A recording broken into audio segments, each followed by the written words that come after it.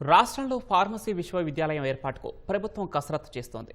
Pharmacy కోర్సులు నిర్వహించే సంస్థలకు అనుమతుల మంజూరుకు ప్రత్యేక ఫార్మసీ యూనివర్సిటీ కానీ, పరీక్ష నిర్వహణ ప్రాధికార సంస్థను కానీ రాష్ట్రాల్లో నెలకొల్పాలని ఫార్మసీ కౌన్సిల్ ఆఫ్ ఇండియా లేఖ రాయడంతో ప్రభుత్వం ఈ దిశగా చర్యలు చేపట్టింది.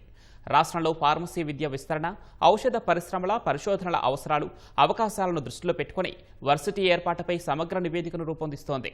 అమరావతితో పాటు ఫార్మా క్లస్టర్లు, పరిశ్రమలతో అనుసంధానమై పరిశోధనలకు అవకాశమున్న విశాఖ, అనకాపల్లి ప్రాంతం, హైదరాబాద్, షాద్నగర్, జడ్చర్ల ఫార్మా హబ్లకు సమీపంలో ఉన్న కర్నూలు ప్రాంతాలు ఫార్మసీ వర్సిటీ ఏర్పాటుకు పరిశీలనలో ఉన్నాయి. వర్సిటీ ఏర్పాటుకు 10 నుంచి 15 ఎకరాల అవసరం. భవనాలు, మౌలిక వసతులు, ప్రయోగశాలలు, పరికరాలు, నిర్వహణ ఖర్చులు, సిబ్బంది నియామకం, వేతనాలకు రాష్ట్ర ప్రభుత్వం బడ్జెట్ కేటాయించాల్సి ఉంటుంది.